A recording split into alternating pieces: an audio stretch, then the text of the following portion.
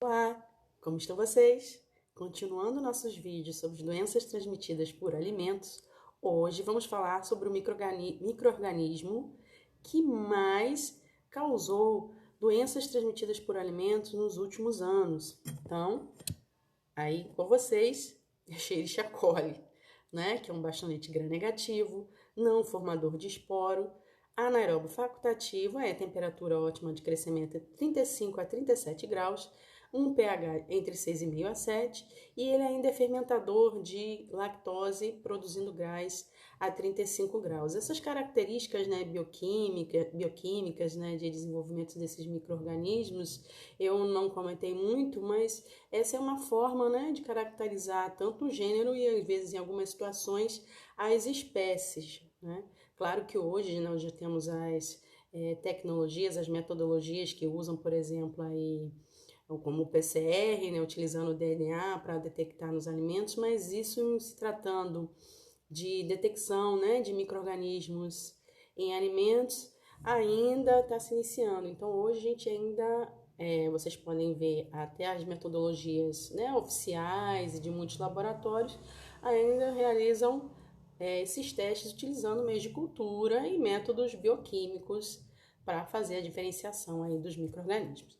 Então, falando em diferenciação, o Escherichia coli, ele tem chamados, né, tem essa classificação em relação aos grupos de virulência, porque às vezes eles podem se comportar, né, como uma toxinfecção ou como uma infecção, porque dependendo, né, do tipo de Escherichia coli, ele pode apresentar variadas formas, né, de produzir a doença nos seres humanos, né? Então, existe esse coli interoxigênica, que é a causa mais comum da chamada diarreia dos viajantes. Inclusive, né, tem muitos surtos aí documentados no mundo inteiro. Né? Existem outros micro-organismos que também causam, né, essa diarreia dos viajantes, que nada mais é justamente quando nós, né, quando não estamos adaptados àqueles micro-organismos daquela cidade, daquele país, a gente acaba, né, sofrendo aí com esses sintomas do trato gastrointestinal por conta de ter consumido um alimento com micro-organismos que são estranhos, né? A gente não está com o nosso sistema imunológico adaptado.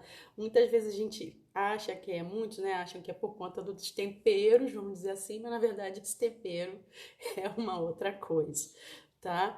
A gente vai ver, né, que a maior parte dos sintomas causados aí por Escherichia coli, né, estão relacionados justamente às alterações que ocorrem no trato gastrointestinal. Então, a diarreia, né, pode ter vômito, né, tendo febre ou não, e aí, obviamente, vai depender da imunidade de cada indivíduo.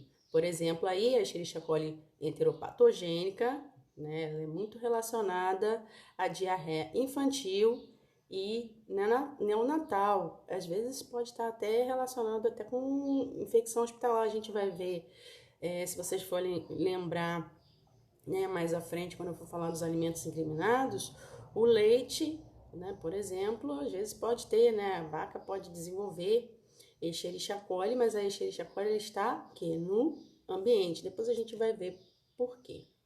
Né? Existe também a Escherichia coli enteroagregativa e ela causa essa diarreia aguda e persistente, quer dizer, por mais aí de 14 dias, principalmente em crianças. Acomete adultos também, mas principalmente as crianças, né, tem essa diarreia profusa aí por muito tempo. Então a gente sabe que são causas até de desnutrição infantil, né, e aquela coisa toda que a gente já falou sobre saneamento básico, todos esses cuidados básicos, e as crianças podendo ficar doentes e, infelizmente, acontecer situações mais drásticas por conta disso, né?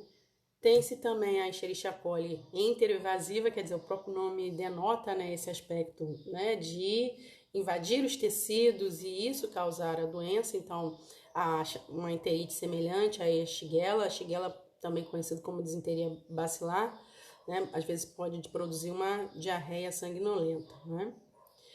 A Escherichia coli enterohemorrágica, né, que muitos já devem ter ouvido falar, né, de uma desses tipos de salmonela, O157, H7, aí, novamente aí, ó, os antígenos que a gente está falando, somáticos ou flagelares, né, para fazer essa identificação, né, desses sorotipos aí, desses micro-organismos. E além de causar os sintomas no trato gastrointestinal, podendo ter situações mais drásticas, como, né, a colite hemorrágica, né, como o próprio nome diz, né, enterohemorrágica, e chegando aí à síndrome urêmica hemolítica, né, porque o rim, ele tem receptores nos quais, né, essas toxinas aí produzidas, né, por Escherichia coli podem se ligar, e com isso realmente os indivíduos apresentarem falência renal por conta, né, da multiplicação desses micro-organismos, né, nas pessoas doentes. E isso não está relacionado a se a pessoa, se o indivíduo está com o sistema imunológico comprometido, não, viu, gente? Isso pode ocorrer com qualquer indivíduo que venha se contaminar com esse micro-organismo, que já foi detectado em vários alimentos, inclusive o leite. Se vocês fizerem a pesquisa, vocês vão ver aí carne, né? Por quê? Porque justamente esses micro-organismos, eles vivem, né, no intestino, né, dos seres humanos e de várias espécies animais. Então isso acaba contaminando o ambiente, os outros animais, né? Então a questão da higiene é importantíssima. Então você vai ter lá pescado incriminado, né? Porque vai estar em contato com a água contaminada por fezes, carnes, por exemplo, lá no abate, se tiver contaminação da carcaça durante o processo de evisceração. O leite, como eu já falei para vocês, como, né, o micro-organismo está ali no ambiente, pode causar mastite, e esse leite vir a ser contaminado por micro-organismos como esse. Então, assim, qualquer alimento contaminado por fezes, quer dizer, a falta de higiene, pode levar ao indivíduo a se contaminar com essa bactéria, que pode causar sintomas, né, mais brandos, né, do trato gastrointestinal, podendo mesmo chegar a provocar, né, a doença aí nos rins do indivíduo, e muitas pessoas virem a óbito por conta disso. Outros modos de transmissão, novamente relacionado, né, às fezes, né, de pessoas infectadas aí, contaminando alimentos, contaminando água, né, mesmo tendo uma transmissão de pessoa a pessoa, e por conta, né, aquela importância, gente, vai no banheiro, lava as mãos, né, uma coisa que acontece, né, por exemplo, se a gente for pensar no caso lá da diarreia neonatal, infantil, às vezes, né, muita gente manipulando depois as crianças, sem devido cuidado, isso pode acontecer, e até mesmo, né, os nossos animais de estimação também podem ser uma fonte de infecção. A gente sempre, né, tem que ter cuidado quando vai manipular fezes de forma geral, né?